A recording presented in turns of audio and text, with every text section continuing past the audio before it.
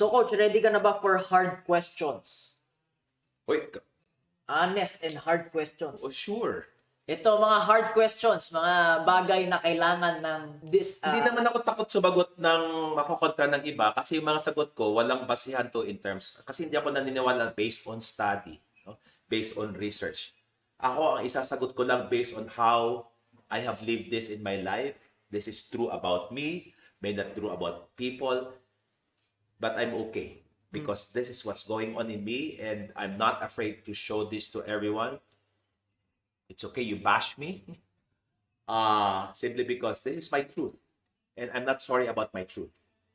Alright, sigurado. Shoot the first hard question. Okay, tumikit ka sa akin. So, meron namang nag-aabang na basher dyan. School. Let's talk about school. Let's talk about college. Is it still important in your opinion? Personally, no. Simply because I never learned anything from my school. In fact, that's where all I get my insecurities and all the things that I learned in school was not even 1% that I was able to apply with where I'm at right now in my life, which is very effective. I'd rather do internship, meaning I will look for people who do have the results that I want, who do have the values that I carry, which I got from my first mentor. That allowed me to learn real life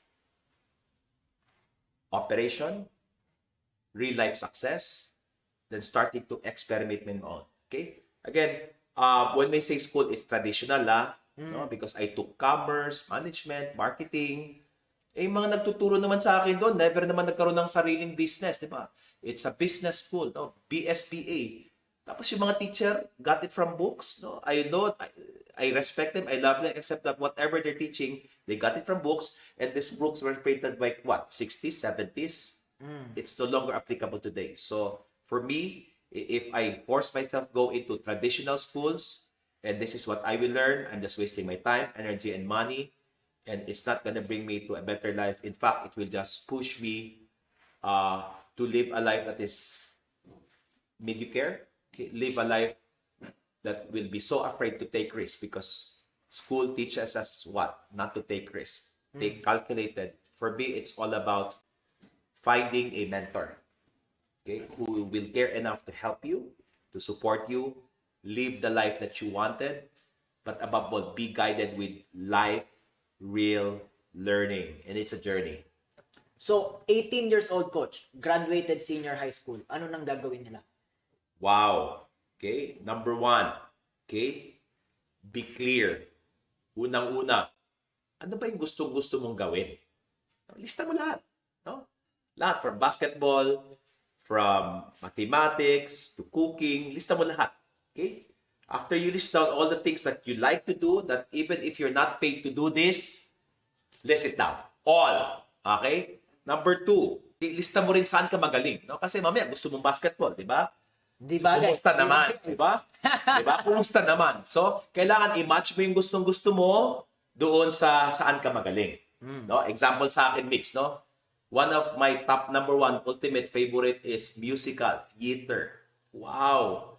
Parang mabubuang ako. Gusto ko talaga dyan. And God did not give me a good singing voice. Hindi match. Okay? So one of the things I truly like, one in my list is teaching. No? Pagtuturo. Enjoy na enjoy ako magturo. No? And God gave me a good speaking voice. Match or mismatch?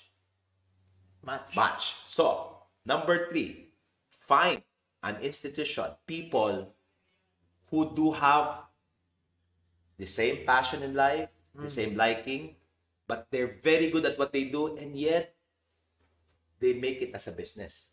Kasi whether like it or not, we need to start earning money. It's not just about passion, it's not just about being able to share your talent, but it's also about being able to have something so you can give more. So again, go for an internship, go for a mentorship. Okay, that's number three. And make sure that you give it all in this mentorship. No? Ako, when I found my passion at age 35, I left my full-time job. Willing for 2 years, walang kitaan. Basta matuto lang ako na gawin yung dapat kong ginagawa, which is training, facilitating, coaching. Okay? And I guess I was willing to work for free. Even my mantra was, abuse me, use me, and make a slave out of me. Parang ikaw lang, di ba? Because I learned so much. Okay? Now, number 4 is also to start launching yourself out, making yourself available. If you're starting a business in whatever aspect, okay, do not expect muna money, but be available. Lalo ngayon, online. No? Use this as your platform to help people, to help people, to help people. And little by little, you notice ang dami nang naniniwala sa'yo. Then people starts offering this business, that business. Then just get to choose whatever you want. No? So those are the 4 things. However, number 5 is never stop reinventing yourself. No? Never stop growing, expanding, and seeking for how can I serve the world. But the basis of this is really what we call the MTP, or your massive transformative purpose, wherein you're able to define number 1, okay, what am I here for? Life purpose. Okay, number 2, how do I want to achieve that? And number 3, I want you to think of global. No? Don't just think of it as, this will help in my family, this will help in my community, this will help my city or my country, but this will help the entire human race. And in that way of thinking, massive success, if finances is one thing that you want, that's possible. Pag in-apply nila yan, Coach, second question is, paano ba nila hanapin or what are they gonna be looking for with regards to a mentor? Bakit naglipanan na yan, no? Napakadaming mentor, napakadaming speaker. Okay, what will they look for? They need to look for, again, an area, a vehicle that have what they want, what they're passionate about, they're good. No? So, kung ang gusto mo, nagustuhan mo yung, let's say, creating videos. So, go see yourself. If there are people in social media, like there's a lot of groups there. Get yourself there, okay, and then look for people who's actively sharing, actively helping. And then tignan mo, ano ba, meron ba tong result na gusto ko? Wait, wow. This person has all the result, all the awards. Love it. More than that, no? Tignan mo rin yung values niya. Kasi pag hindi tugma yung values mo sa kanya, you might be able to be mentored by this person, but nakakopy mo yung values niya. So it has to do, number 1, this person results. Number 2, yung values para nag-match. And then number 3, approach this person, add as many value as you can, and then declare, hey, Migs, okay, I really like what you're doing. I have a proposal. I want to learn from you. I want to be like you. Would it be okay if I will be part of your circle? And whatever it is, if I need to pay, I want to pay. If I need to work for you, I want to work for you. I just want to make sure that I learn from you. All right. Hard question number 2, Coach. Goal setting. You believe or not? Yung smart goal setting, hindi talaga. And why? Kasi it's limiting me to what I want, no? Kasi example no, nag-goal setting ng losing weight. Okay, nakuha na ng nag-losing weight, no? Ilang tao nakita mo nag-set ng goal, nag-lose weight, tapos it's a matter of time they went back to where they came from, and even bigger pa. Madami na. Halos lahat, no? So I'd rather go for intention setting. What's the difference? Intention setting is really creating a structure, a system that I want to practice on a day-to-day basis, and I will not let go of it up until this becomes now a habit, and a habit becomes now a lifestyle. And if you stay in this hard enough, long enough, with this transformation, with this change that you want for yourself, it now becomes you. So meaning, if it's success, success is not what I do, it's who I have become as a process of this intentional setting. Because whether we like it or not, if we want to set a goal and this goal is far from where we are at now, iisipin mo lang, kakabahan ka na. May resistance na. Dahil may resistance na, di ba? Sabi mo, mag-jogging ako every day. Tapos biglang umulan. Bukas na lang. Resistance. No. Next to resistance is to surrender to what your intention here is on a day-to-day basis. Because as a day-to-day, it becomes now a discipline. Diba? Discipline medyo mabigat eh. Sige na nga. But the moment you get the group around it, parang enjoy ka na, okay? It now moves become a new programming that, I cannot live without it. No? Remember when I said, I want to do 4 a.m. every day? Right. Initially, may ping-pong ball, gagawin ko ba? Hindi. Gagawin ko ba? Hindi. Up until one straight year, it becomes a lifestyle na I cannot live without it. The best part right now, Mix, I'm very happy. No? From 4 a.m. and 3 a.m. Today, I just did 2:30. Because it turned out to be who I have become. Right. Coach, practical questions naman tayo. Okay? A lot of people are starting, especially let's go with property. Right now, we are actually shooting this from your 3-hectare farm. Hindi ko alam kung in-announce mo, pero in-announce ko na. Basta, 3 hektarya to, laki. Overlooking Banahaw. Tama ba? Grabe, no? You're 51 now. Before, no, when I first met you, you were in Wakwak. Okay? And people are looking into real estate. People are looking into properties. To rent, to own, when to rent, when to own. What's the whole picture? What's the whole perspective around it? Again, wala itong basis sa yung sinabi ni Robert Kiyosaki, yung sinabi nila itong guro, or computation. Basis lang to kung anong nag-work sa akin, no? Unang-una, are we referring here rent house na investment pa ito, real estate, or titirahan? Okay, so let's be clear ha. Hindi ito real estate investment, but it's a place where I want to live. Now, okay, practical. Number one, at the end of the day, okay, the goal is not to live in a house or in a condo, but the goal is to be happy, excited every day. Totoo? Tama. Okay? So when you say happy and excited every day, it's attached to the feeling. So ang una kong tanong sa'yo, no, kung bibili ka, kasi nasasayangan ka sa rental mo, bibili ka ng 1 bedroom na napakasikip, napakaliit, kasi yan lang yung ma-afford mo ngayon, anong feeling araw-araw nandun ka? Masikip. So ang kilos mo, masikip, maluwag? Masikip din. So ang pananaw mo sa mundo, masikip, maluwag? Masikip. So will that bring you more abundance in finances or it will limit you? Limited. Okay, great answer. Here's the thing.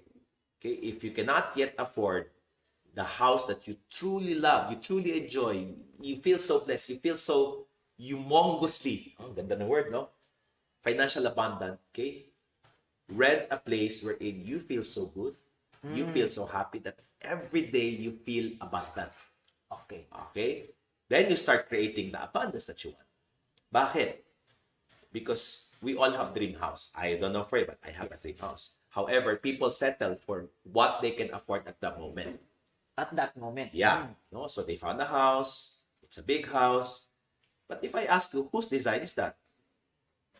Somebody else. Diba? Pagpasok mo doon, sana ganito, sana ganyan, sana ganito. Anong feeling? Kompleto or lack? Kulang. So I don't want you to have that lack feeling. So the moment you start owning up that now I know I was able to start putting up my dream house, my dream property fund, then start putting up because you will now design how you want it and you will live a life wherein walang kulang, it's buo, it's perfect, and it's exciting, and all the more. Ito yung napansin ko, Mix, from 180 square meters in Wakwak, move in here to a 28,000 square meters. Sobrang luwag, sobrang green. My income, 10x in less than a year. Wow. Nag-match. That's what we call theory of space. The space where you live will determine whether you're gonna expand or you will shrink. No, wag na tayong lumayo. No? I know a lot of people, even I left my own home, okay, 16, 17-year-old, and expanding myself to a new places wherein, wow, eto. But those people who did not live where they were born up until now at 20, 30, 40, their level of expansion is still like that. Whereas you move out, your level of expansion move like this. So again, for me, Mix, this is an exercise of expanding my consciousness. And it starts with my theory of space, where I live, who I'm with, and what have I been up to in expanding myself. For those people, Coach Russ, na hindi naman property, you're talking about certain things they wanna buy. Let's say, yung iba medyo mahal talaga. For example, you're talking about, let's be general around it. Experiences, you're talking about travel, you're talking about maybe for some jewelry. Paano yan ma-apply ang ganyang konsepto sa ibang bagay? Ako, it's really quantity over quality. Okay. Diba? Bibili ka ng 10 sapatos na tagpa 500 to 700. Anong feeling? Parang tinipid. Okay? Whereas 10, may isa ka sapatos, 20,000. Anong feeling? Abundance. So, suot-suot mo siya araw-araw. Agree. So, it's about the feeling behind it. So, quality pala. I mean, quality. Quality over quantity. Yeah. No? Experiences. No? Na, okay, every weekend, nag-experience ka, pero pumunta ka nga ng isang hotel, na tigpa 500 a night, walang aircon, tapos, alam mo yung pagdating mo, parang, okay naman to. You justify na okay naman to, whereas, okay, Shangri-La ka. That will expand and explode your consciousness. And because you've expanded your consciousness, you will never go back to where you were before. So again, the name of the game here is, your job is to expand your consciousness of abundance. Paano naman, Coach? Ang sasabihin yan, you're teaching people not to manage their money, not to live below their means. I'm not gonna teach that. What I will advocate here is grow yourself, expand yourself, so that when you grow yourself, expand yourself, automatic money will come, money will flow. So I don't have to manage my money. I will just have to enjoy my money. Ang pangit naman na I will live beyond my means. Tapos lista ako ng lista. Which means I'm limiting myself from earning. So it's not managing. The problem here is it's actually the earning part.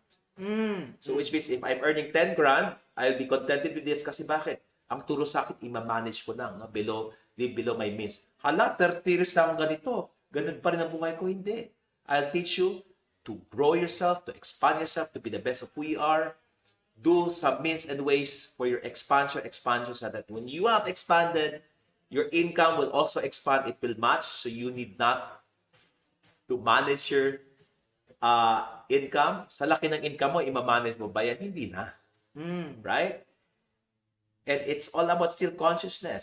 So if I manage my income, my consciousness is just limiting myself because it is my income versus, okay, I'll manage my growth, I'll expand my system, I'll be the best of who I am so that when I am out in the world, people are ready to pay for me with the amount of money that I want.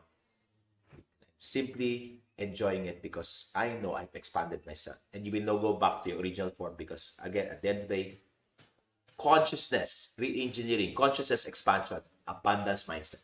Wow. Last question, Coach. Easy money. Is that possible? Is it posible ba talaga to have effortless earning? What's your perspective on that? Some easy money is yung quick fix. No, na okay, invest ka nito, ang return yan 30% per month. I don't believe in that. Okay? In fact, ilang beses ako nasaktan ng ganyan. Okay, I must admit, greedy, no? Up until I got so hurt, huge amount of money I lost simply because of greed, because it was easy money. I always believe in effortless creating financial abundance through the process of personal growth, personal development, leadership development. But the fastest way I can create the financial abundance that I want is start connecting to the source of all abundance. And if you start connecting to the source of abundance, He's fair enough to bless you. In fact, if I may say, New Testament, seek first. Meaning, if you want this easy, quick, fast, which I experience, you experience, the moment you guys wake up, Do not make your cell phone as your God. Do not make your family as God. Do not make your laptop as your God or even your work as a God. Make your God as your God by following His instruction. Being still. Know that I am God. Still, I'll go back. The practice of plugging yourself in every day to the source because He will guide you. He will tell you. He will create an appointment where you need to be. Meet people who you need to meet. And that becomes now effortless. And all of these things shall be added unto you. And that's a promise. And your only job here is to be still. Know that He is God and He is in full control, and allow Him to work with you, through a practice of daily plugging into Him, plugging into the source. And I call that meditation. Thank you so much. Salamat, Coach. Again, thank you for watching. Did you guys learn a lot? If yes, comment them down in the comment section. What are your thoughts around it? What is your take on it? Comment mo naman. And again, we will be putting here, no, sa ilalim, our social media handles. Of course, Coach Russ also. Yes. Coach Russ also will be putting out his social media handles. Please do message me if you have and if you want to know more. At the same time, message Coach Russ. We're giving away free mentorship, ladies and gentlemen. If you are here right now, nanonood at marami kang nakuhang value, we are not selling any course. Okay? Hindi namin, for you to know more, ito, course, mag-enroll ka. No, we're not selling any course. We are not, we don't even have, Coach, any courses in here. The mentorship that we're doing for the past 1 year is all free. Binibigay natin, especially with regards to business, with regards to entrepreneurship. Take advantage. Just go to primepinoy.com/apply. Again, it's called primepinoy.com/apply. The opportunity that you're gonna see here is OJT. Hindi po pwede yung mag-apply ka, mag-attend ka, gustong matuto, tapos wala kang gagawin. Without action, knowledge cannot be executed, knowledge cannot be realized. Therefore, the only way for you to actually put this in your life is by becoming an on-the-job trainee, an on-the-job intern, an on-the-job mentee, by going into our OJT mentorship. Go to primepinoy.com/apply, okay? And you will be given access to me, yours truly, and of course, to Coach Russ as well. Again, this is definitely free. You must be of legal age, 18 and above, must have an internet connection, must have your Ang dami phone. mong 16 tsaka 15. Ano yun? Mga nanonood to. Sali pusa. Okay. Mga nanonood. Sa mga sali pusa, I love all of you. Ayan. Maraming tatanong, no? So, again, make sure you like, follow, and subscribe. I hope you got a lot of value here. Bye-bye, everyone.